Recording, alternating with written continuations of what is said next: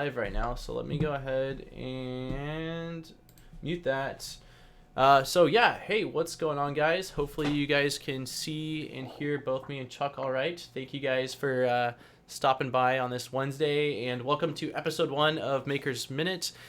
This is a live stream that will also be a podcast, so I'm going to be taking the audio and uploading that to various podcast sources. But kind of one of my goals was to create a podcast where I could hang out, and there's a lot of really awesome makers out there that are doing cool stuff in 3D printing and CNC and laser and all of that, and I wanted to highlight them, hang out with them, talk a bit with them, and the goal of this is to kind of spend some time talking with you guys. Hopefully you guys would get to know a little bit more about the creators and share a bit, expand your creator knowledge, if you will. So I'm really excited to bring on my buddy Chuck, who I've known for quite a few years now, ever since I got into 3D printing.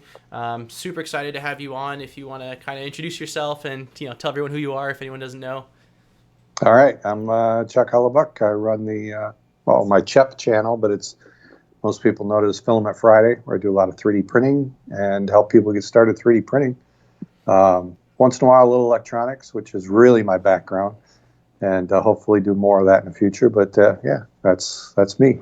Awesome. Yeah, if you guys haven't checked out his videos, which I'm sure most of you have, definitely check it out. If you're looking to get into 3D printing, if you're looking to get better at 3D printing and improve your prints, he's got a lot of really awesome videos. And like I said, I met him back when I started 3D printing, which was back in, it was like 2015 or 2004? I mean, it's been like 2014. 2014, yeah. Yeah, 2014. Yeah. It's insane. I can't believe it's been 6 years. But yeah, I bought for those of you that don't know my 3D printing story, I got my first 3D printer Christmas of 2014.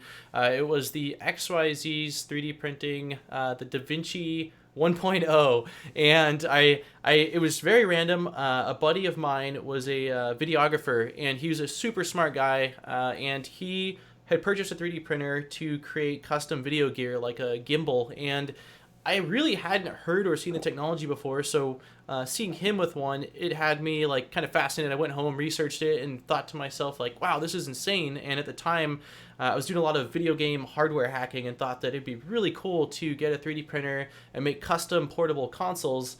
And so yeah, I went home, I saved up some money, and for that Christmas or Black Friday between November and December of 2014, Newegg had a sale on the DaVinci 1.0. It was one of the only 3D printers at a price point that I could afford. I think at the time it was like 600-ish. Does that sound roughly about right for what it was? Yeah, it was $499. It was $500 back then. Yeah. Okay, so $500, and yeah, I picked it up. I took it home. Didn't know what the hell I was doing. There wasn't a lot of YouTube videos available and content to kind of show you what you were doing, because a lot of the 3D printers are still pretty expensive. So you kind of either knew it or you didn't know it. And yeah, I started making videos on it, and I had some issues with my printer, so I was searching online for DaVinci videos and just content, and that's when I found you, because you also had one of the DaVinci 1.0s, one of the originator, DaVinci 1.0 people. Yeah, that's why I remember the price, because I had $500, and I said I wanted to get a 3D printer to print cases and brackets and stuff for my electronics. That was the only reason. Yep. So I had $500, and it came down to 3 printers. I could get a Solid Doodle, which is now out of business. I could get a printer bot, which is now out of business, or I could get a DaVinci, and I had $500. And I was going. Printer bot was where I settled on that. I'm like, okay, let's just give it another week and just make sure this is what I want. It was a lot of money to spend, and I waited a week and finally, yep, this is what I want. I went to the printer bot site, and they raised the price $50. Oh wow! It went from $499 to $549, and I was pissed. I was like, I literally had $500. Yeah, you're like, this is just over that. I could probably squeeze the extra 50, on the tax and the whole bit, but it just pissed me off so much. I'm like, you know what? this Da Vinci has all the features, and I didn't know about. I didn't Yeah. know how important open source or any of that Yep. was. It Yep. just looked so complete. Mm-hmm. And so I know it was $500, and I bought one, bought it off Amazon, and it was Yep.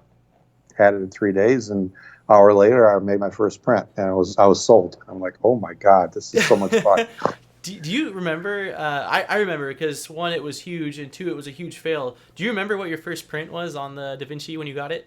Well, I mean, their sample print was that XYZ keychain, Yeah. but Okay, that's true. but my first print, this is what blew me away. First print, I wanted to build this robot arm Uh with huh. 5 servos. I've got it in a box somewhere here, but it was 5 servos, and it would open, had a claw, and the claw actually had a really tiny gear, about half the size of a dime. That's how Wow. small it was, That's with like insane. 9 teeth or something. Yeah. And I said, and you printed each part separate, and or you could put them on the bed. But I printed one of those gears. That was like the first thing other than the keychain, Yeah. Yeah. and it printed it. I mean, for a Da Vinci, even Yeah. it was a really good Impressive. print. And I go, oh my God, you can print something this small and this good. It's Holy crap, insane. what else can you do with this thing? And that's what I just took off. I was like, what else? I finished printing that robot arm, but I never finished the electronics, because I just kept 3D printing. Yeah. And what else can this thing do? What else can I learn? That's And man, I was hooked. I was totally hooked. that's awesome. Yeah. But That's then eventually I saw you, same reason. I'm looking for what other people were doing, and jumping ahead, but I reflashed one of my Da Vinci's, hmm and to be an open source printer. yeah, with the And Racketeer firmware, right, at the time. Yeah. exactly. Yeah. And Yeah. I looked around a lot of different places, and I found this guy, Dopus Soner, which you're now mod Bob. Yeah. Yeah. That's right. We don't talk about that guy. Yeah.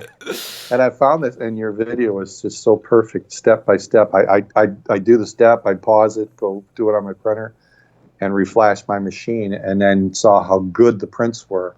Uh-huh. And I was like, oh my God, this is amazing. Game But there's a whole changer. bunch more to that story, but we can Yeah. talk about it. No, that's pretty similar. So I'm assuming I did the keychain too. I don't remember that too much because I remember what happened next, and I believe mine came with ABS. Is that what yours came with? It came with, yeah. It wasn't PLA. Yeah, it was an ABS Yeah, machine. it was an PLA ABS wasn't machine. even out yet. It was Yeah, I PLA was remember. really new. Yep, I remember reading on their website saying that a little bit later that PLA was coming in the future, but it came with ABS, and at the time, like, I didn't even know what PLA versus ABS was. I was just like, cool, 3D printing, you make something out of a plastic, And so the first print I did was I opened up, I think it was XYZ Wear, right? Is that what it was called?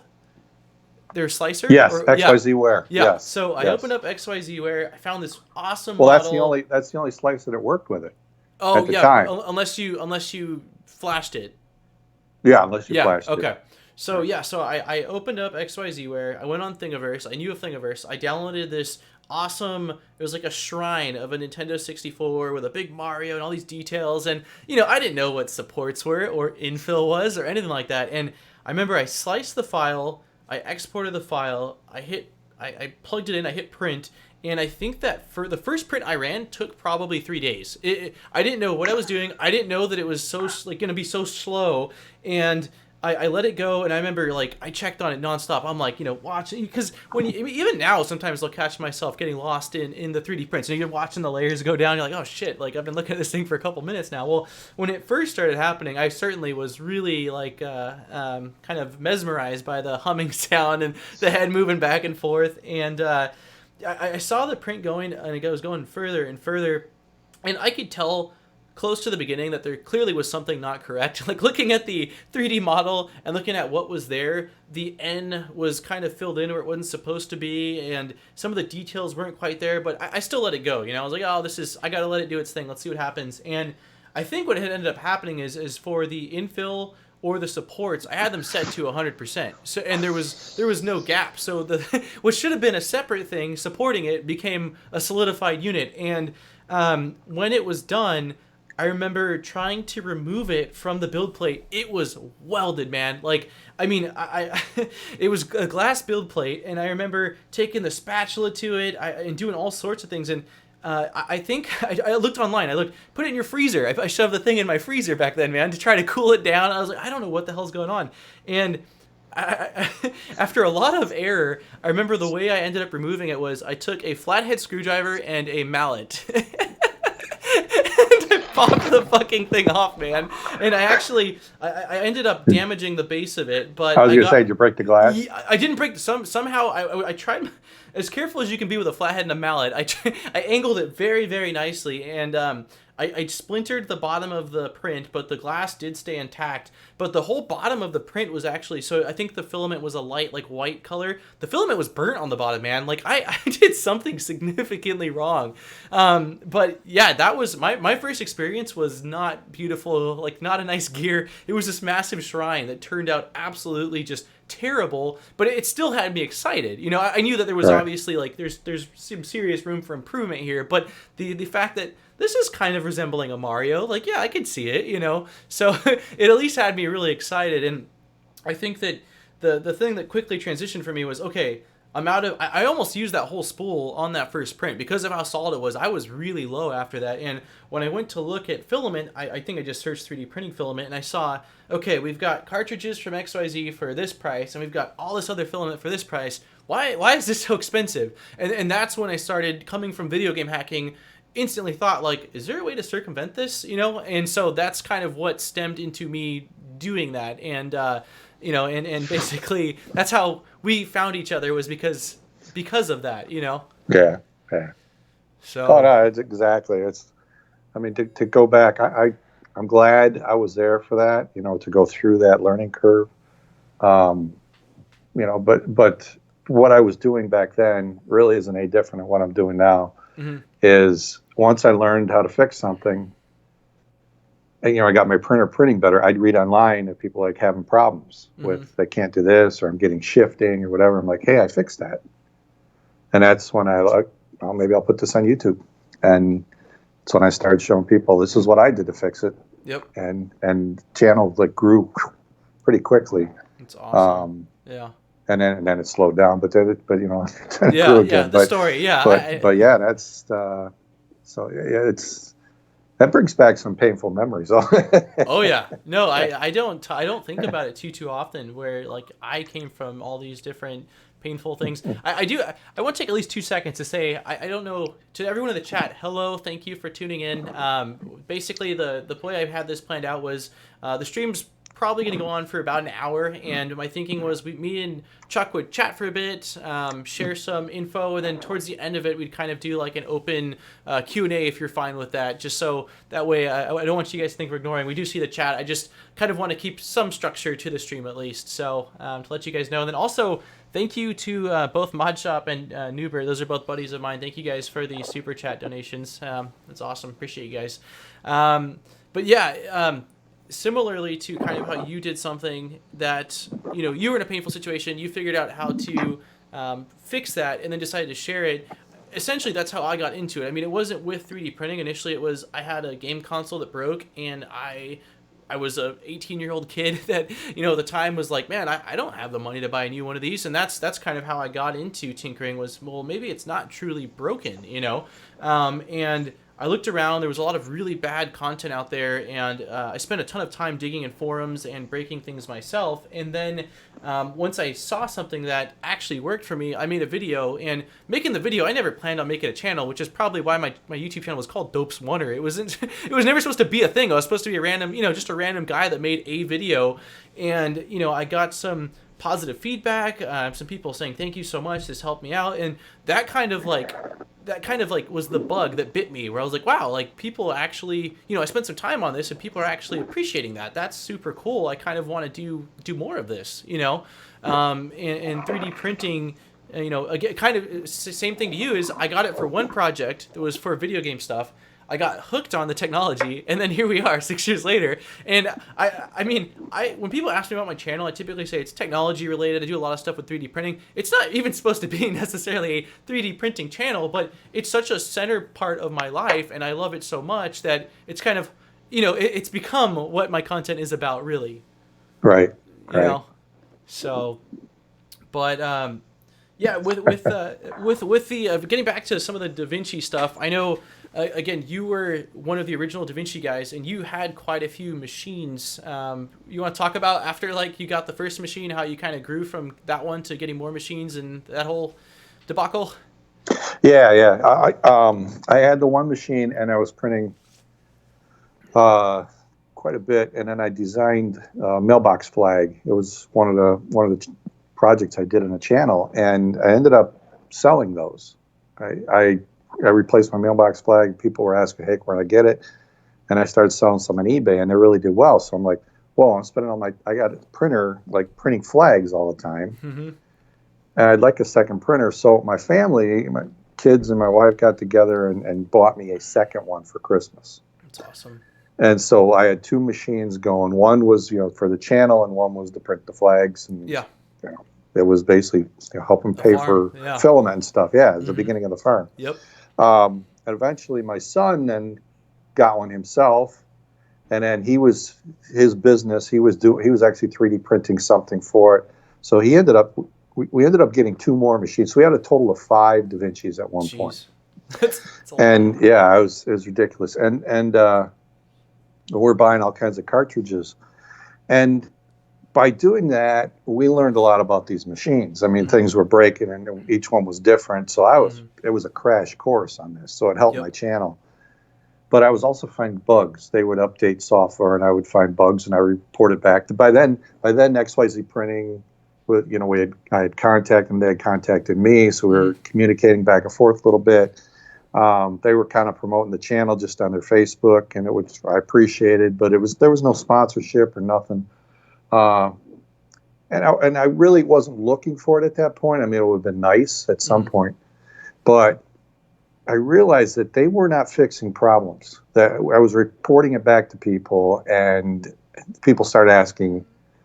They started asking me, hey, I'm not getting support from XYZ Printing, or I can't find a solution to this. I can't find replacement parts, So I'm telling them, hey, you need to fix this stuff. Mm-hmm.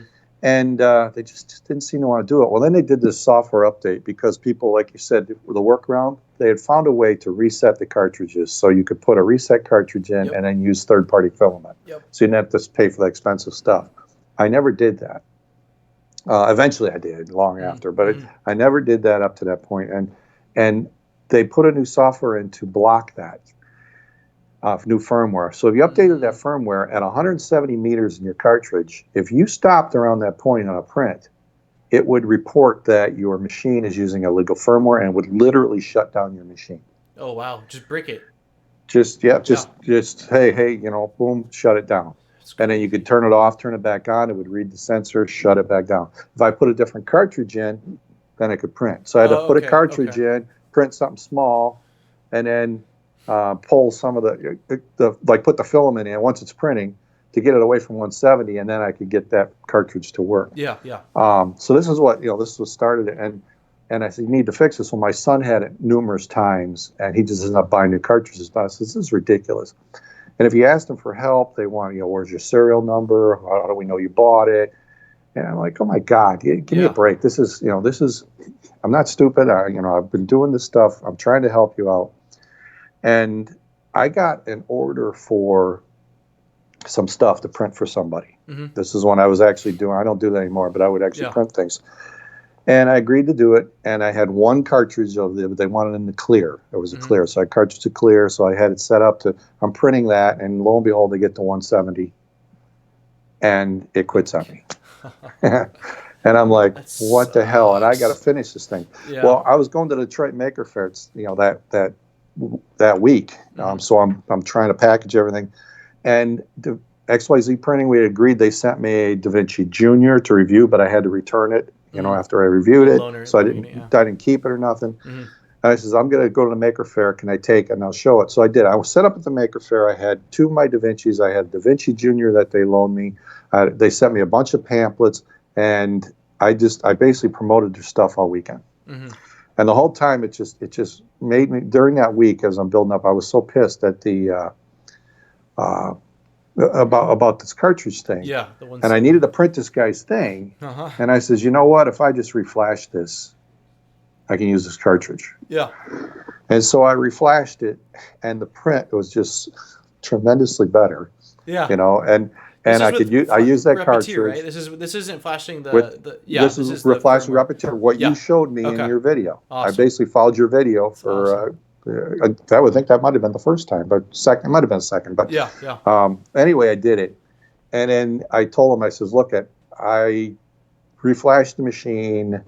I didn't want to have to do that, but you wouldn't fix my cartridge problem. But I'm just letting you know, I have other machines that I'm going to use in the channel that are not reflashed, but can you please, take care of this? Do something. Yeah.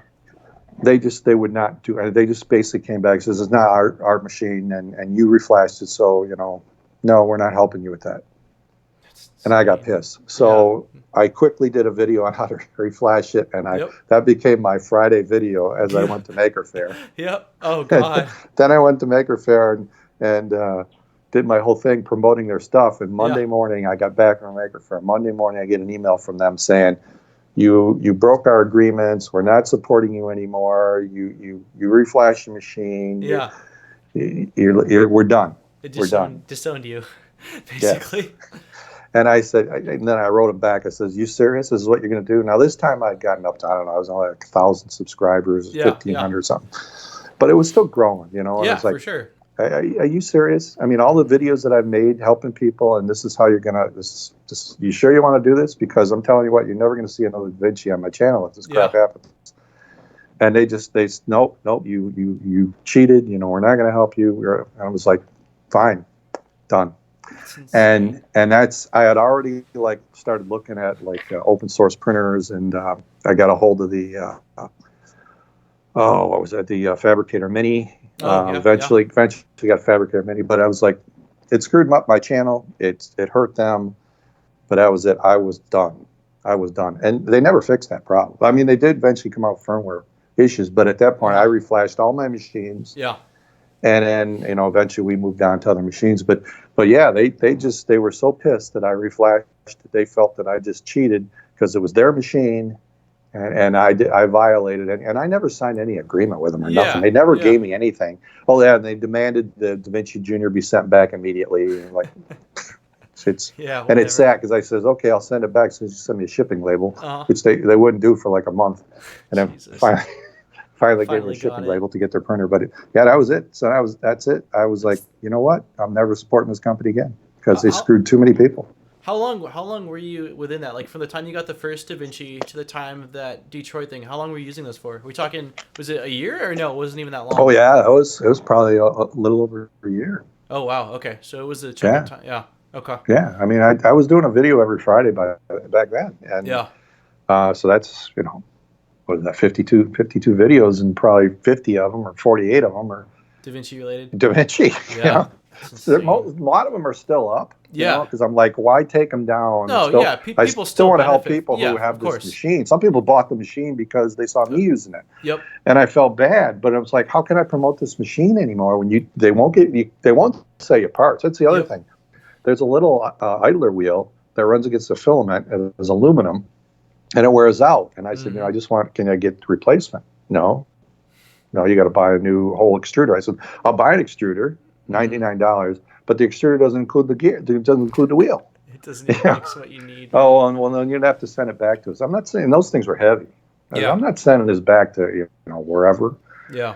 And so that was all part of the arguments too. Is like they would not give me replacement parts, and that's why I love the Creality so much. Is that from the beginning you get replacement parts, because that was every printer I looked at after that. Is like, you better be able to either open source so I can just get stuff, or replacement parts. Yeah. But they were so like rude to me after everything I tried to help them with, and I'm so pissed. And that's it. You're done. Yeah, no, you definitely. I mean, even much more so than me. Like I did a couple videos on the Da Vinci because that was the only 3D printer I had. But you much more were like the specialist. Realistically, like anytime somebody came to me and had a question about the Da Vinci, if it wasn't related to something I already did, I was like, I don't really know, but check out like Chuck's channel. Like he knows this shit like inside and out, man. Because. My Da Vinci, like basically the story with mine was I had it And I got that first print off of it that was kind of like not so great, but okay. And then I flashed it, got some good prints off of it, and I would say within about a month or two after that, I got a error that displayed on the LCD screen, which at the time I didn't really understand. Now that I know what it is, it's just basically it was a bad thermistor. There was a bad thermistor in the machine, and I reached out to Newegg, which was the company that I had purchased it through, who got me in touch with XYZ, and it was a nightmare, man. Kind of like how you're describing, it was a complete nightmare getting that part. I mean, it's actually, if you go on my YouTube channel and search warning XYZ terrible experience, do not buy, like I made a rant video because I was furious. The basic answer I got was like, you know, what's the warranty on this? Well, there wasn't really much of a warranty on it. I couldn't send it back. They eventually ended up getting a part out to me, which I plugged in. It did not fix the problem, which was then I was even more livid because I'd already waited an extended time, bullshit, communications back and forth.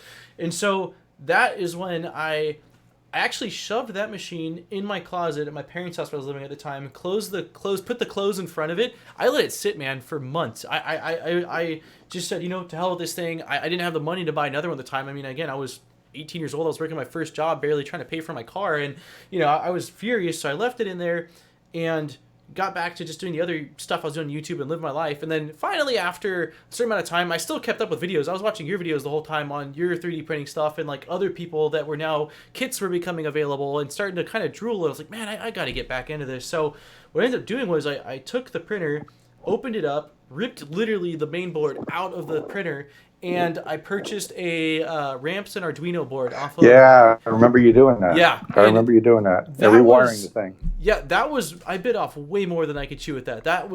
It was so frustrating. I think I went through like 1 or 2 Ramps boards in the process of getting it set up. Like I plug everything in, hit go, black smoke. And I'm like, son of a bitch, man. Like, I mean, the Ramps Arduino boards, a lot of them, if you don't get it from the correct source, a lot of them are made really cheaply and the fuses do burn out really easily on them. So like, you know, at the time, I don't necessarily know that I was doing something wrong. I think it might have just been that where the eBay source I sourced them from was very low quality.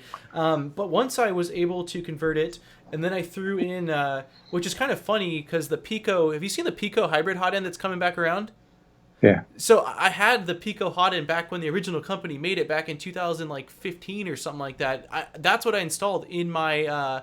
yeah, it was in my Da Vinci, man. So that's it was running, chore. Yeah, that's a chore. It was running Ramps Arduino with a Thingiverse printed part, which I believe at the time was PLA, man. PETG wasn't around then, and I don't know that I knew really what ABS versus PLA was. So well, you couldn't print PLA on a Da Vinci. Yeah. The hot end wouldn't do it. They started selling PLA cartridges. Yeah. But you had to buy a different hot end. And so $99 to upgrade your machine to print PLA. No, it was. But when insane. I reflashed it, I put PLA through the hot end. They said couldn't print it, and it printed beautifully. Fine. Yeah, it worked. So I'm like, well, what are you guys talking about? Yeah. You know, it's stupid shit like that. Yeah. Like, whoops, sorry, I shouldn't say that. Yeah, it's a lot of smoke and mirrors, man. You know, and I mean, but I will say though, once I flashed it, did a whole board swap to it, and then put that Pico hot in. It was a good printer for me. I ran that thing pretty heavily for at least 8 months, and you know, the next thing I ended up doing a kit after that. The Folger Tech, who's still around, I'm sure you've seen there, like the big FT5 and stuff like that. They that's when I did my Prusa kit, which was aluminum extrusions, and that was a game changer for me, man. Like the ability, like you said, just generic components off the shelf where it's aluminum extrusion, smooth rods, like just basic electronics. It was using a Ramps and Arduino, and I was like, I get this. Like this I can buy from anywhere.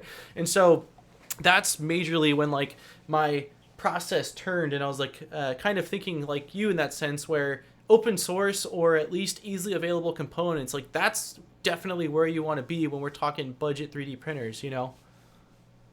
Yeah, that was an experience. I got to the point I had printed so much because remember we had 5 printers going and all reflashed. But I got to the point that people would show me a print and I could look at it and go, that was printed on a Da Vinci, right? I mean, I didn't have to. I could look at the print and there was enough. I could tell by the ragged edge and the way the thing was, you know, was printed. And I said, "You got a Da Vinci?" You know, and they, how did you know? I can tell by dude, I've printed already. I've printed thousands of things, maybe the same thing, you know, but I've printed enough that it just had Yeah. that the sides of it had that wavy detail to the layers, and the way it's squished on the bed had that same waviness, but it just, and you had a lot of times you had to use their filament, right? Yep. Unless you'd Yep. reflashed it. But if someone, of course, they're using their filament, using their slicer, I'm like, I know exactly. It's And then I got could look at their print. It's like, okay, I'm seeing the shifting here. It's like, check your glass bed. It's probably loose. Oh yeah, the Because wiggle. Yep. the bed would slide, Yep. Yep. and then they're like, well, no, I checked that. I says, okay, check that bearing, right? The bearing at the back. There's brass bearings, but it breaks away from the plastic. Yep. And I'm like, oh, okay, well, no, that ain't it. I said, okay, there's one more. Go check the bearing mounts. The bearing mounts cracked. You can print new ones. I do remember that. I knew all those because I'd gone through them. Yep. 5 machines. I'd fixed all this stuff, right? It's insane, man. But I don't know. There was so much information I could have shared more, but it really.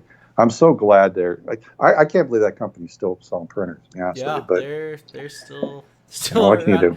Yeah, it's insane, man. It's really crazy, but I mean, I will say that, poor experience aside, I am thankful that they did / do at least exist, or did exist at the time, because I don't know. I couldn't print it. Yeah, I couldn't afford a printer. I No. mean, other than, like I said, the solid doodle, and I would have spent more on the. I probably would have been better off to buy the printer bot, right? Yeah. But well, the thing is too, the one thing at the time that I think that they did, which was really good for me and maybe you at the time, who's a completely unknowing, unintelligent customer, if you will. I'm looking at the thing and I'm like, that looks good. Like the look is, honestly, man, it's enclosed. It's got a nice little screen. Like that was partially what sold me on it. I'm like, the size is good. Like it looks like it's worth $600, which again, that's very, that's like a poor maybe judgment call on my part, going based off of the overall aesthetic of a machine versus like what's the mechanical functionality. But for me, that was a huge selling point, was it's enclosed, this looks awesome. And like one thing I will say is that they did have pretty decent marketing as far as their little flashy, little banners and all that stuff that kind of came along with it. So well, I give them credit on that point, because they were the first ones that I saw that included everything. Yep. Like you got a printer, you got an SD card with sample files on it. You got filament included. It was fully assembled. Yep. The heated bed was an huge option, right? Insane. And that was included. That was included in Da Vinci, but on most printers at that time, it was not a standard. Yeah. You wanted enclosed. Solid Doodle wanted an extra $100 to put plastic around their frame. Yep. So I was getting it without that. I agree. Those are some of the features. Yeah. And then they came with their own slicers, so you didn't have to go download a slicer and figure out how to use it. So I give them a lot of credit for that. They did all that right. Yep. If they would just have supported their machines and had spare parts, they probably would own the damn market. But they didn't. They I don't know what their thinking was. And so that's when I saw that other companies then started to do that, right? Include filament. Now we take it for granted that you get samples and you get free filament. You say, where the hell's my filament at when you open the box? Exactly. What do you mean there's this little sample? What the hell's this sample? I can't even do a give me a spool, right? What do you mean it doesn't? There's no sample files on this car. What is this crap? So, but back then, that was unheard of. And so, that was definitely a selling feature and helped make my decision easier for me to go that route. Yep. It just that's what bugged me the most, is that it made it easier for people to get started. They really did that well. So however they set that up initially, but their back end support was so bad that they killed it for themselves. Yeah. And that hurt a lot of people. It gave 3D printing a bad name, for a lot of people. They had. I still run into people. It's like, I quit printings for a while because that machine was no good, and then I eventually got back into it. And I go, I understand completely. Absolutely completely. And that's why, like now, like people say, oh, you use the Ender 3 a lot, and use the CR10 Mini a lot, and the CR10, that I saw Preston had used it first, and then Uncle Jesse, and then I think Dustin.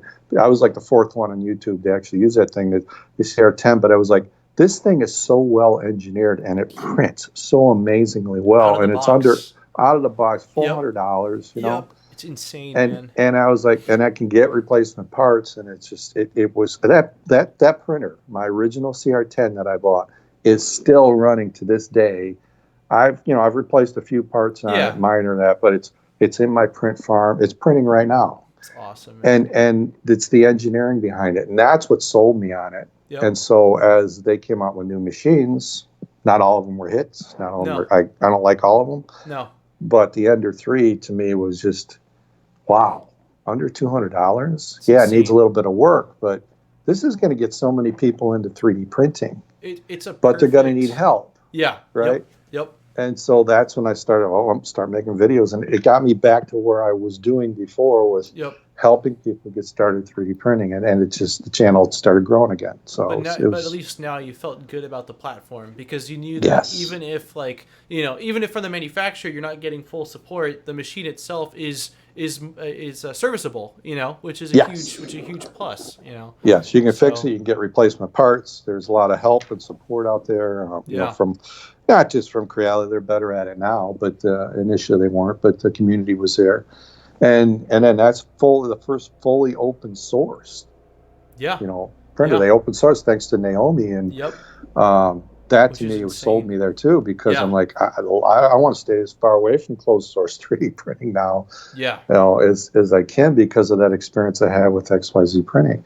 So when they open source that thing, it's still not completely. Try and find a schematic for the board. Yeah, it's out there. People have made it. Yeah, I have yet to see Creality give me a good schematic. So it's like 90% open source, in my opinion, but I'll take it, right? Yeah, I'll take it, man. I'll take it. Yeah.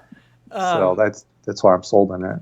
So moving forward from that to kind of shifting gears here, when I first got into 3D printing, and for a very long time, I 100% did not do any designs of my own. How long was it for you until you designed your own thing, whether it was something simple or complex? When was the first time you did it? Was it quite a while initially, or did you attempt stuff at the beginning? I was designing 3D prints in Tinkercad before I had a 3D printer. Oh, wow. No shit. Okay. So I was using Tinkercad before Autodesk bought them. That's so I'm using this. I'm like, because I was trying to figure out how to use this stuff. So I mean, probably for 2 years prior to buying an actual printer, I was reading about MakerBot and the different software back then. Repetier was it. Marlin really, I don't even think was around, or certainly not where it's at. Yeah. Exactly. So, Repetier and Repetier Host and all that, I was trying to figure that all out. And, I would have bought a MakerBot, but they were way too expensive. But so I'm like, well, how would you design stuff? And then I found Tinkercad, and I just took to it. It was just so much fun. So I'm here designing these things, just building stuff with the idea that someday I'll print the stuff, but who cares? This is just kind of fun. Yeah, that's awesome. And so I was doing it. So then when I finally I had the Da Vinci, I go, okay, like probably the third or fourth print I did, let's go back and get one of those files. Well, one of the files was that my CHEP pawn. Yeah. Oh, nice. Yeah. Oh, yeah. I'm very familiar with that one. So this was my first thing I designed in Tinkercad. That's awesome. And it was one of their trainings. So you say, grab the ball, drop it here, triangle here. And then I played with that in so many different variations, but this was the first. So I went and grabbed the CHEP pawn, and I call it the CHEP pawn now because I've modified it. But I got this, and I printed one on the Da Vinci, and then that was like, oh my God, just think about it. I went from nothing. I designed this thing, and now it's sitting in my hand, and it wasn't even close to this quality, but still, I was like so sold on that. Oh yeah. And then I started designing more. I didn't even hardly use Thingiverse except to maybe get something and modify it in Tinkercad and then print it. Make it your own a bit, yeah. Yeah. So yeah, from the very beginning, I was using Tinkercad. It's crazy. Yeah, you definitely took a way different approach than me. Purchasing it initially, the 3D printer, my goal was to make my own things, like 110% it was. But I got the machine, printed out something, and then again I went through the whole debacle of just trying to get the hardware to work at all at the beginning. I did that, which I think a lot of people do, is they're browsing Thingiverse, like, oh, that's cool. Oh, that's super cool. Oh, gotta have that. How have I, and so I definitely did a lot of printing things that were already out there existing, and that was cool. Like, it taught me a lot about the machine, at least, since I was like, let me focus on getting the machine to perform, and then I'll make things that I can print out. And at the time, I remember there wasn't necessarily one standard for design software. There was tons of stuff out there, a lot of like cheap stuff that just wasn't very good. I remember SketchUp was big, but it didn't work well. Yeah. You know? It also didn't have like native STL exporting. Right, that's what didn't work well. To get it to the printer, it was difficult. There was a plug-in. Yep. And then it didn't always work. It leave spots, triangles that weren't completed, and it was a mess. Yeah, and I know one of the ones I used for a while, it was 123 Design, I believe is what it was called. Yeah. And my issue with that one was I would spend quite a lot of time on a part, and then it would crash, and I would have forgotten to save it. It crashed all the time. Like, I mean, my computer, my buddy Daniel's computer, and you're frustrated. I mean, you just spend an hour and a half, and the thing's freaking gone, man. Are you serious? I would lose like rage, man. And so I did a bit of modeling with that, but a lot of that was on the back burner. I was doing a lot more focus on the hardware side of the machines, modifying them, upgrading them. I mean, that majorly with like the Monoprice Mini Select, that was a big one. I was doing some upgrades too, and the ANET when it came out. But it's funny because I got into Fusion 360 modeling, and I would not say that I'm a good 3D modeler. If I need something, I can model it. Most everything's hard surfaces, like taking calipers, measuring things. I can make brackets and things like that. But organic sculpting and things like that, that's a whole, I can't. I don't think I'm capable of doing that. But it's funny because with Tinkercad, I have always, and I've used it quite a few times for combining things and modifying certain things, but I always thought that it was too simplistic. And then I see you, and you're making fully functional things. You did a couple of like electronic projects at one point, and with 3D printing, and you modeled the whole thing inside of Tinkercad. And so it's actually funny because now when I go out for work and I'm talking about 3D printing, I'm talking to anybody that doesn't really matter their age per se. But I always say, like, hey, dude, Tinkercad. I'm like, at least get your bearings with it. If one day you like want to do something that you feel like you're limited, there's like Fusion 360 is awesome, but you can do some awesome stuff in Tinkercad, man. And like, but you can design in Tinkercad and now transfer to Fusion 360. And be able to modify, like, it doesn't. Then it becomes a Fusion 360 file. So it's like start here and then go there. I'm just learning. Like, I've used CAD, but I'm just learning the Fusion 360 stuff a little more. But I did everything in Tinkercad, and really what started is I did that. It actually was my best video for a while.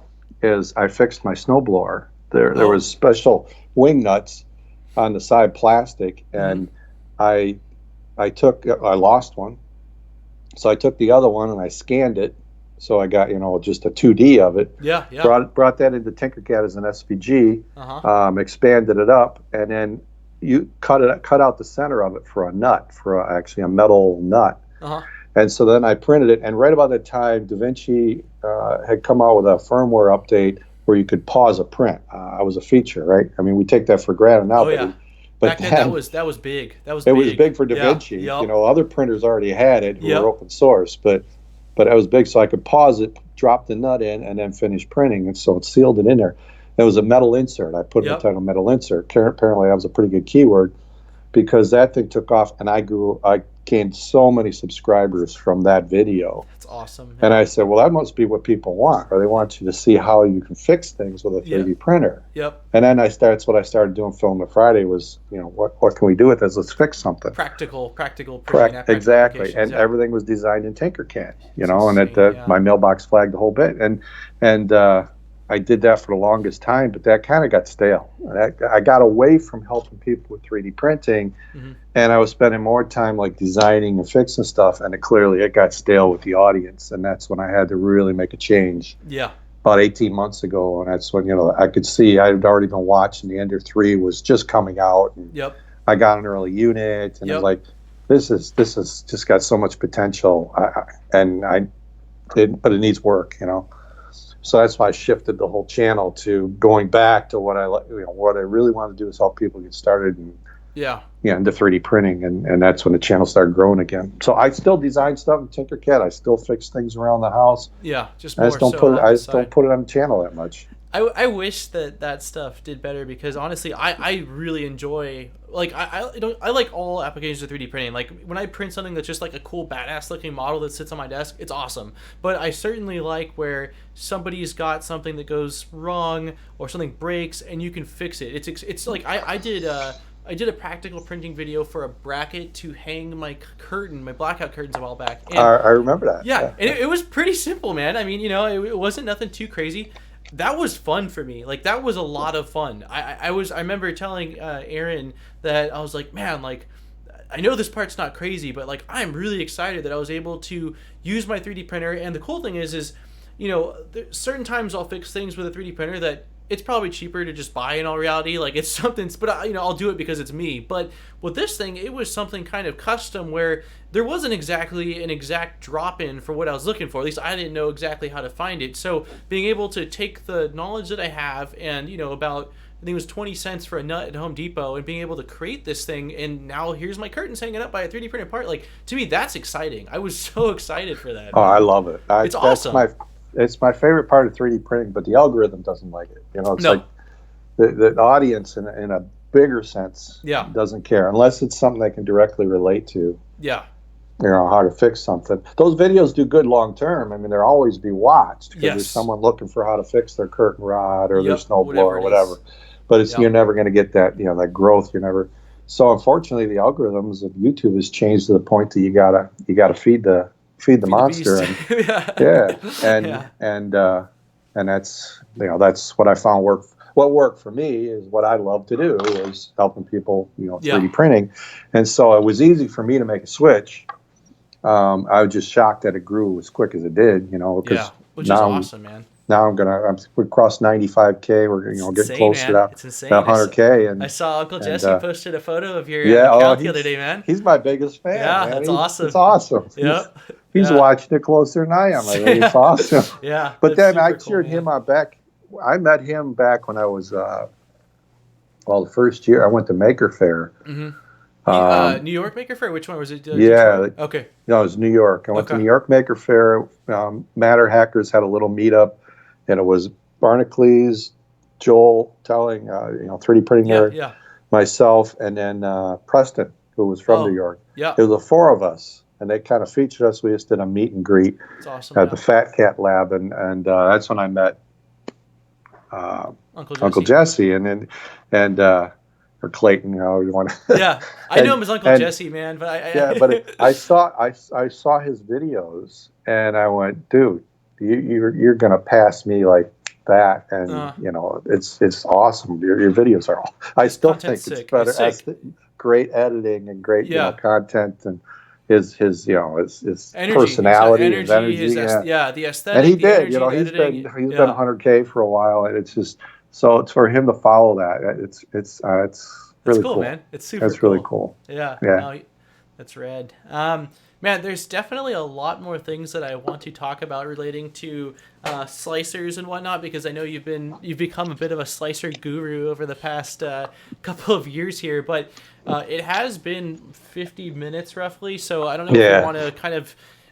Tune in and see, does anybody have anything specifically question-wise or topic-wise that you guys are curious about? I know that when we were talking about 3D modeling, that Michael had mentioned that if we gave Blender a go for 30 or 40 minutes a day, we would never want to use another modeling software. And I've heard, and so I did download Blender when I was going through that whole let's try everything out, and it was very overwhelming for me because Blender has a ton of different things you can do within Blender. But I have heard that as of the last few months here or so, that they've updated it to where it's much easier for somebody to get in and kind of play around with it and learn how to model. Have you ever downloaded Blender to take a look at it, or it's not one of the ones you played with? Yeah, I tried Blender. I had several people tell me to try it.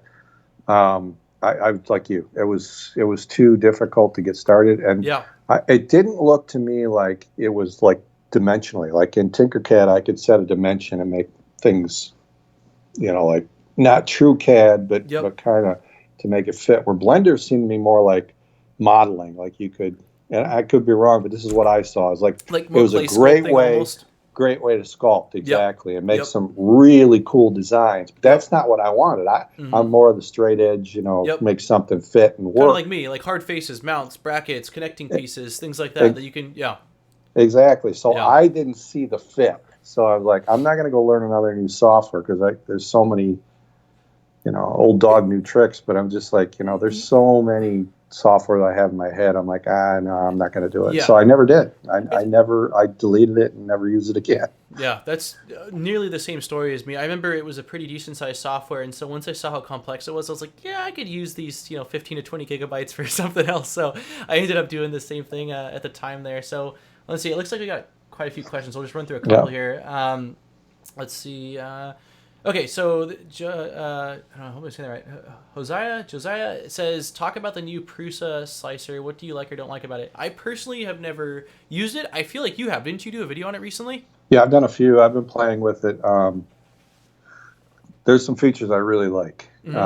Joseph and his team there are doing, they took Slick 3R slicer, however you want to, and turned it into their own, and then doing some neat stuff. And 2.2 looks like it's even going further. It's bringing in a lot of features like Cura has and some other, and then taking it further. I think it's going to be a fantastic slicer when they're done. Yeah. Right now there's still some growing pains with some of it, but from what from my experience, but it also does some great stuff. It's really, really a powerful slicer already because it started at Slick 3R. So I like it. I'm still learning it. Basically, I'm still learning all of its features and what it can do. But I give them a lot of credit. They're making a nice slicer when it's done. When it's done, it's probably gonna be better than anything out there, is my guess. It looks absolutely awesome, and I've downloaded it once or twice before, but I've never tuned a profile for it. Cura has been my go-to for quite a long time now, but I do think that, again, with how much I've seen, and I see they keep posting, like beta or alpha version this out, new features added, so it would be fun to play around with it and kind of compare, maybe not like video, but just for myself, apples to apples, what I do like about this, what I don't like about this, and kind of things like that. But I know it's got to be one of the more popular slicers currently out there, not only because of the fact that Prusa's machines there's so many of them out there, people are using it because of that, but also just people using it with their Prusa machines as well. Well, that's it. The 2.2, the 2.1, I did a video on that, showed some features. That was standard, but this 2.2, that's an alpha. They're now open. They've opened it up to third-party printers. So Ender 3 is actually in there. Awesome. They've included it, and then they're hoping the community will bring in profiles for everything else. Yeah, which I'm sure they will. But I focused on because it's Ender 3 was in there and started. I actually found a bug. Didn't realize, and it's in my video. And I got a contact. Hey, you found a bug. We've now fixed it. And I thought it might have been a bug, but it's like it was an alpha. I'm just playing with it. Of course. But yeah, so I have done a few videos. I'll do more. I did share my profiles that I did on 2.1. That I got some pretty good prints, but they're nowhere near like. Where you're go get it. It's fantastic stuff. Gotcha. You're not fully. It's not finished for sure. It's still got. Yeah, but it's a great place to. Hopefully, a great place to start for someone who wants to use Prusa instead of my Cura profiles. Yeah, that's awesome. But I think there was a question here. The Marlin 2. Yeah, I saw that too. I was gonna ask you. I personally have not. I think that the Sapphire Pro printer that I got might be running Marlin 2.0, at least a flavor of it. I'm not totally positive. I know that at work they've got the I think the Lulzbot Pro machine, I believe, is running Marlin 2.2, but I personally haven't screwed around with firmware too much in quite a while, and I've definitely been interested. I've actually got a 32-bit board coming for an Ender machine, one of the Ender 3, and I might play around with it, but I don't have a lot of experience. Have you tried it out too much, or have you upgraded? No, I'm just started playing with it. 1.1.9 was the last one I really installed on a machine. Okay. With 2.0. I'm still looking at it because that's where they made the shift that it does support 32-bit and the 8-bit. 8-bit as well, right? Yep. Which is what carried over. The Ender 3s, have the limited memory, 128K, so that limits some of what you can do. So I'm trying to figure out what you can include, what you can't include, and gotcha. At that point, I haven't gone to 32-bit board yet. Yeah. They BQ was going to send me one, and they never did. That's who's sending me one. That's funny. I was Well, it's expecting one funny about if a you month get ago. it, because they've twice now told me they're sending me one, and I've yet to get it. They told So me. I'm like, if you don't want it on a channel, that's okay. Yep. It's like, it's no big deal. It's, I'm not getting anything out of it. Before Christmas, I was told that, and then I was told 2 weeks later, I'm sorry, we've prioritized it. And then I messaged them 2 days ago, and I just got tracking. So we're now going on 45 days. So if you get yours, you let me know. If I get mine, I'll let you know, man. So I've given up waiting. I don't care. Yeah. But I'm still an 8-bit guy anyway. All my books and stuff that I've written, and the electronics I did before, mostly 8-bit stuff. Yeah. So there's still so much you can do in 8-bit. It works board. great, man. People ask me all the time, should I get 32-bit or 8-bit? Should I upgrade? And I'm like, honestly, it really depends. Like, I think that if you bought an 8-bit machine, are you going to regret it? Hell no. Well, like, one, you can upgrade. Two, the prints look freaking great. I think that as time progresses, 32-bit will begin to implement more and more features that 8-bit boards just can't, they don't have the processing power to be able to accommodate. Do I feel like that we're necessarily there right at this moment? Not necessarily, man. I really don't. I think that 8-bit prints great. I think that if you want 32-bit, there's nothing wrong with that. They will also work great. I've used some awesome 32-bit boards, mostly at work. But I don't think that, it's, you're 8-bit. It's not dated, but I don't think it'll be dated for a very long time for what most users want to do. Well, even Joseph said in one of his videos where he's interviewed about the Mini. Yep. Where he said, it's 30. He's got a 32-bit board in that thing, which is pretty amazing, and it's a lot of capability. But like he says right now the difference between 32-bit and 8-bit is really no different, because the firmware hasn't caught up to what the 32-bit can do. But that's kind of what 2.0, Marlin 2.0 is doing. Meant to do. It's the step one, and then 2.1, and they're going to keep improving it to where you're going to need a 32-bit board, right? To do all those features, and the 8-bit won't be able to keep up. That's when you want the 32-bit. But yeah, so no, I haven't fully switched to 2.0 yet. I'm still learning it. Me too. I'm excited. I am excited to play a bit around with it more. It's kind of tough, because you've got like your profile stuff and your Ender fixing things, and I've got my project. It's hard to master and put your hands in everything. Exactly. You can't. So it's like, do I want to learn about it? Yes. But do I have other stuff going on? Hell yes. So I'll get there. That's not a doubt in my mind, and I will dive into it at some point. I just don't know that that's where my laser beam is focused at this very moment. So yeah. Plus, I spend 30 hours or plus a week just making a video. Yeah. I don't get to play with anything. No. Yeah, that's just making a video. That's you take anything you do and making videos takes 5 times longer. Yep. So if someone else is, I'm doing 2.0, I reflashed my board, installed my print, you do that. Yeah. Okay, how long did that take you? It took me 2 hours to do that. Okay, that's going to take me 10 hours if I film it. And then it's just and then I had other things there. It's not the only thing you got going on. Yeah. So everything I do just takes 5 times longer. Yeah. Because I make a video on it. If I don't make a video on it, then no one's going to benefit. So what's the point of me telling you I did it? Yeah. Right. So. Yeah, it's hard to do. Ironically enough, I was up last night from like 8 p.m. to about 11:30 editing a video tutorial, and I say in the video that this should take you about 30 minutes. And I think I said it took me about an hour because I was recording. If I was being honest, I didn't look at the clock. It probably took me about 2 hours because I was recording, man. Oh, yeah. You look at it, oh shit, the footage isn't good, or how do I show my hand is blocking it, son of a gun? It changes everything when you need to do something, especially if it's one of the first or second times you've done it, and you need to make it look easy and good. Like, it takes a long freaking time, man.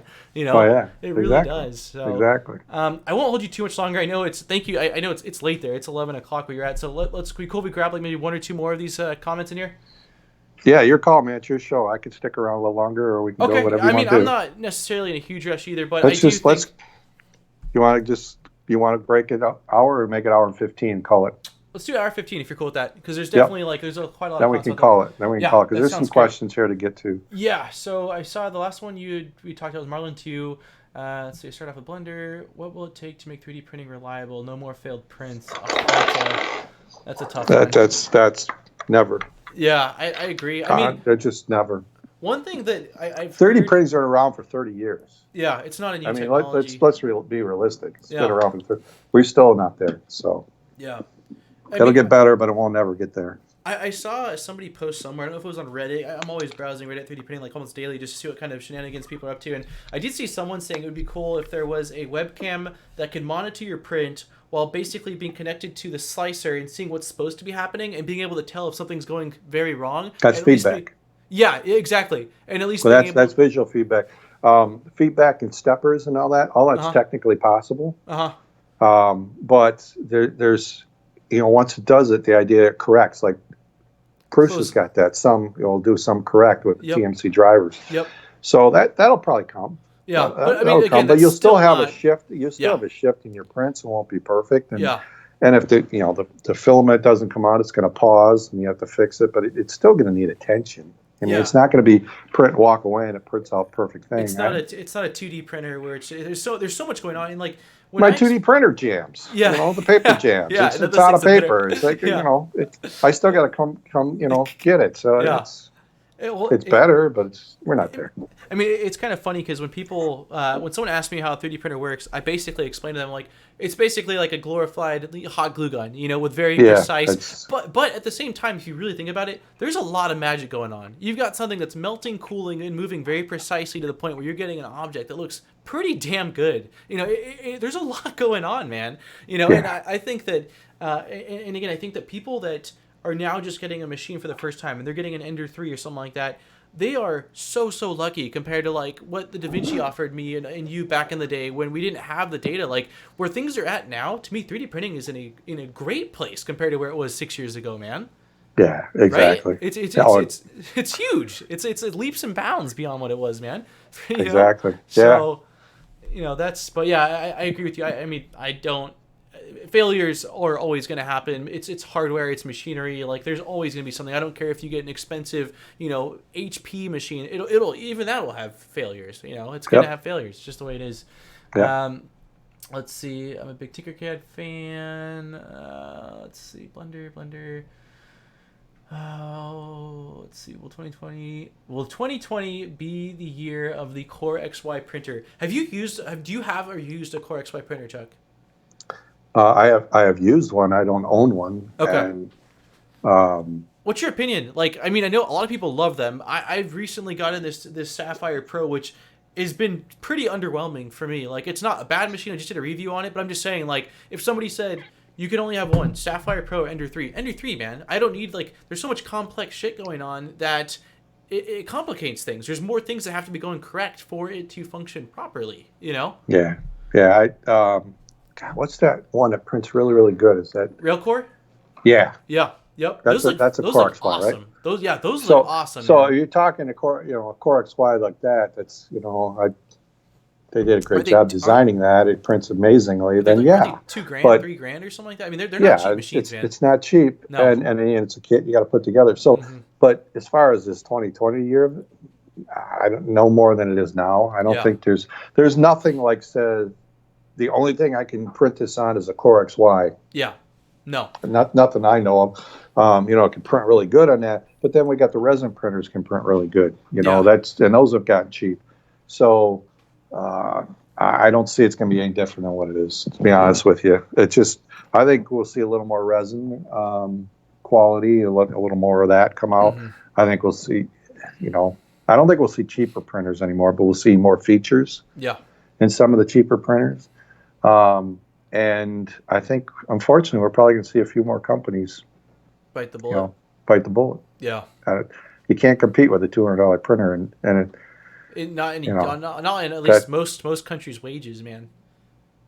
It just doesn't. And it's not feasible. I promote them only because I want people to get started. $200 is a great place to start. Now, once you've used an Ender 3, maybe move up to a Prusa if you want better. Move up to an Ultimaker, or whatever, Raise 3D, whatever, whatever you want to do, make your own decision. But I'm trying to get more people in 3D printing, and you can't do that by telling you got to buy $3,000 printer. But these $200 printers are printing so much better. You get to the point, it's like, how good do I really need? Yeah. I will say too, though, the cheap printers are almost a gateway drug for a lot of people with 3D printing. Oh, totally. Majorly. Totally. I mean, it's not uncommon. I have plenty of guys that call in and they go in from a mono price and all of a sudden they're, Ultimaker 3 or something like that. Like it happens all the time. But the thing I like about it is that the cheap price, it really thins that barrier of entry, like it's like, oh man, can I afford it? Like your average Joe can roll the dice, and worst case scenario, he's out a little bit of money. But again, the resale value on these things, you buy it for $200, you can, if you don't use it or it doesn't work out, sell it for $150. $50 to sample out a 3D printer, like that's, it's insane. But the other thing is, what's the one limitation of 3D printing? It's slow. Yeah. So now if I have $1,000, I can buy 5 Ender 3s and print That's 5 true. times That's faster. true. Yeah. Right. I mean, if I'm building something, if I need multiple parts, I put the parts on 5 machines. I just print it in parallel 5 times faster. Yeah. So is it better to spend $1,000 on a good machine or buy 5, Ender 3s? So that plays into it too. Yeah. But anyway, I definitely see I see both sides of it, but I will say also that I am in agreement in that bigger. I try to explain this to a lot of people. They're like, because I get people all the time like, I need a 12 or, ridiculously ridiculous, 3 foot by 3 foot by 4 foot. And I explain to these people, like, 1, you could split up the parts. 2, bigger printer means bigger problem, man. Like, you got it. Let's say you got and days. Oh, dude. Weeks. Hey, my heart's broken when I got a 16-hour print going and 10 hours in, like, something clogs. Could you imagine having a 3-week print going and 2 weeks in, something goes awry, dude? Like, oh, God. Like, I would be just, slow music playing black and white with a tear streaking out. Like, that's so depressing, man. You know? So, exactly. Yeah, I definitely agree. But, yeah, I do think that, I think that potentially, if there are people that are interested in the Core XY machines, that China will output more, or at least Sapphire. They've already made like 3 or 4 revisions. I can see them throwing it at the wall until they finally get it right. But I don't think that it's just going to be the takeover. Because just like you mentioned, to me, there's a point where, it's gotten...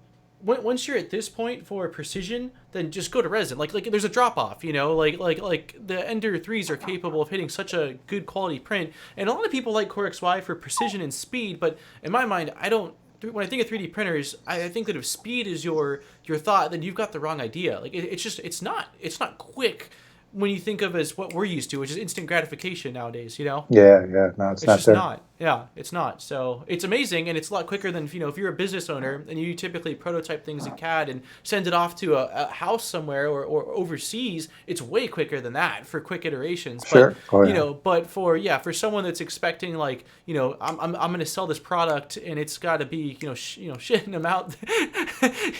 Yours is a different scenario. You've got a farm of printers, and the thing you're printing isn't very large. So right. There's certain things it's fine for, but yeah, it's a tool, not a solution for everything. Exactly. So, that was my rant. Let's see what else we got here question-wise. So we got the 2020 Core XY. Second printer looks very good. Just flash button 2.0. What's the difference between older Marlins versus the 2? Well, I realistically don't even know. I mean, I know that 2 is when they started to really focus a lot on additional features that a lot of them would require 32-bit, right? Right. Well, 32-bit incorporated 2 incorporated 32-bit support. Okay. Yeah. So that was the main thing. All 8-bit. They added a bunch of stuff, but if you really if I'm not the expert, Scott Latine would be the one to ask, and he's been on the Friday Night 3D Print blog, so I'd hit him up on Twitter. Well, but the main thing, my understanding, and from what I've seen, it's the 32-bit support was added, and everything, and then it just gets better from there.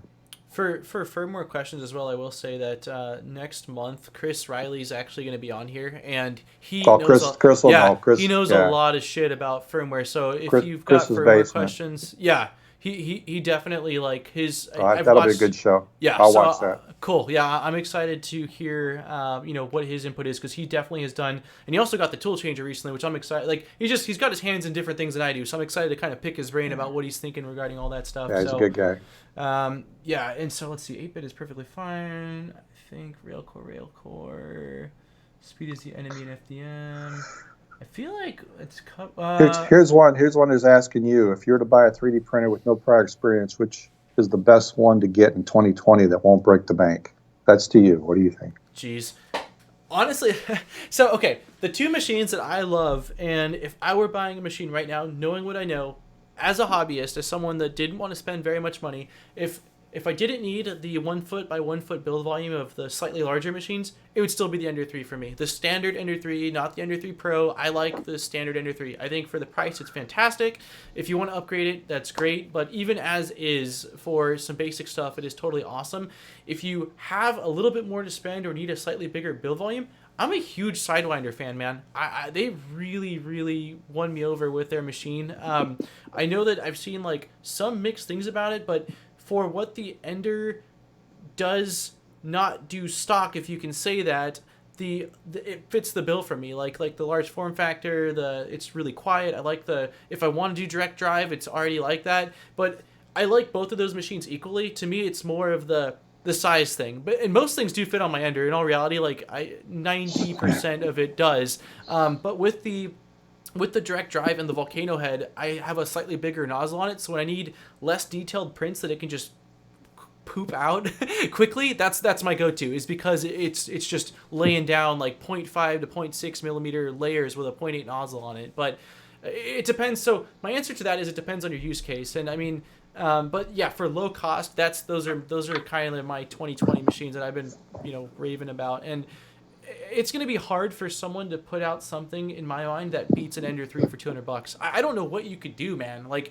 there's clones that have come out that I like that have like, oh, it's got auto bed leveling or whatever, or it's got this glass or whatever it has, but it's still basically an Ender 3. They're just taking it and slapping one more thing on it. I haven't seen anyone like really do something. I'm like, that's innovative for a cheap price, Yeah. The only one that to me that is worth considering, and I haven't played with it yet, is the Prusa Mini. Yeah. Only because Prusa's typically print really good, and my MK2S prints pretty good. Yeah. And being a 32-bit board and some of the features that I know Joseph will put in there, and plus the slicer, and that's what, $350. Yeah, it's a sweet. It's it's a lot more than it's probably about twice the price of an Ender 3 if you bought one like a Banggood or whatever. Yep. But that to me is another potentially a good option. But right now, if someone asks me right now, I'm saying, well, hey, I'm like, just buy an Ender 3 and see if you like 3D printing. Yep. Just, and here's my profiles. I give them away for free. Use it in Cura, get started, get some decent prints, see if you like it, have fun, and then decide. Do you think so? Actually, looping back onto the Prusa Mini for a second here, do you think that at some point you'll maybe get one? I have my eyes on one. I'd be lying if I say I didn't. I don't know. Like, I don't feel like I'm missing anything in my current maker apartment or whatever the hell you want to call what I got going on. I don't feel like I'm missing anything, but I will say that for the price point, I'm certainly interested. I'm interested in seeing it. I kind of hoped I would have gotten an evaluation unit from Joseph. But plug. But I haven't gotten in line and bought one yet. Yeah. But I see Joseph at various times. I'll probably talk him into it. Yeah. Catch him after. It's free advertising on the channel. Come on. But I still think some of the stuff that he's doing. Yeah. To me is pushing the low end market, and I give him a lot of credit for that, because so many other companies are not doing it. They're like, so many companies, like you said, they're just coming out an Ender 3 clone, and they're just add more and more features for the same low price. It's like, it's innovative, but not really. Yeah. Where Joseph actually is innovating, but I'd like to really get one and see how well it really prints. In my own opinion, I've actually got some prints here that someone sent me that are off a Prusa. Nice. Yeah, and they're pretty good, but I want to do my own. I want to of course. use my own and make my own judgment. So torture it yourself, right? Yeah. So awesome. I saw an interesting question in here. They said, how hard would it be to turn an Ender 3 into a CR10? Okay, my answer is don't do it. Just go buy a CR10. Yeah.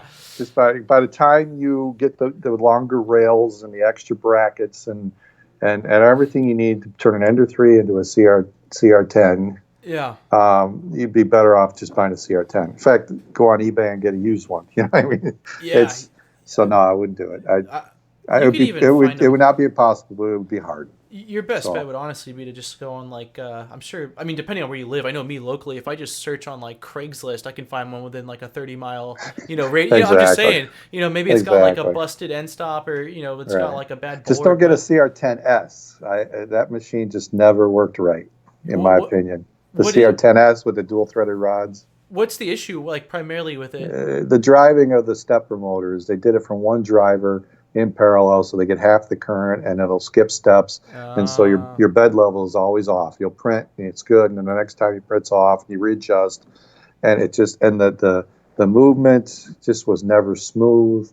They have a different board in the S than they do the CR10. So I just tell you, just get the CR10. gotcha. Yeah. Maybe you can go to the new ones like the CR10 V2. V2. It's 20. I like the That's 24-volt system for the bed. I think that's Yeah. pretty cool. So I got one printing now, and it's printing pretty good. The CR10S Pro was crappy with the auto level, but someone told me that now they've switched to Like what's it? inductive, The is BL that? Touch. Oh, Someone nice, told me, I don't nice. know, I haven't Okay. verified that, but so that's pretty good. But the Yeah. CR10S, not the S Pro, the S, Yeah. just stay That's the away one from that's that. gotcha. That's got issues. But Yeah. although some people get it to print really good, so but If you're probably gonna have problems. if you're asking Chuck, his opinion is that the OG version is where it's at. Exactly. Yeah, I which is took the extra motor off my CR10S and turned it into a CR10. to It's still dip. not as good as my original CR10, but it's much better. So Yeah, that's funny, man. All right, well, it's I hour think we're running. 16. Yeah, I Yeah, think we're all the that's time. well. Couldn't get to everybody's questions. No, Sorry, sorry guys. guys. Thank you for all the questions. Though. You guys really had some awesome questions, and again, this will be a once a month thing. I'll end up scheduling the next one, and I definitely, I mean, hopefully you had a great time. I'm super stoked that you were my first guest on here, and I'm certainly. honored. I'm honored to be your Yeah, first I'm guest. super Awesome. stoked, and certainly, like, if it works out, I'd love to have you back on at some point. So we'll talk about that later on. But thank you for sharing your input, talking a bit about how we both got into it, your story. Hopefully, you guys learned some stuff, were entertained, and maybe learned a little bit more about Chuck, who's awesome guy. I know inside of the 3D printing community and outside. And again, if you're not already subscribed to him, definitely check him out. Let's get him to 100,000 subscribers, man. So hopefully next time I see you, man, we'll knuckles or have a drink and celebrate. So Well, I'll see you at Murph, right? yeah. As far as I know, fingers crossed, man. I was told that I'm going, so I'm gonna do everything in my power to be there. If I'm not there, I will be crying in a bedroom somewhere. So yeah, I should. Because that is the thing.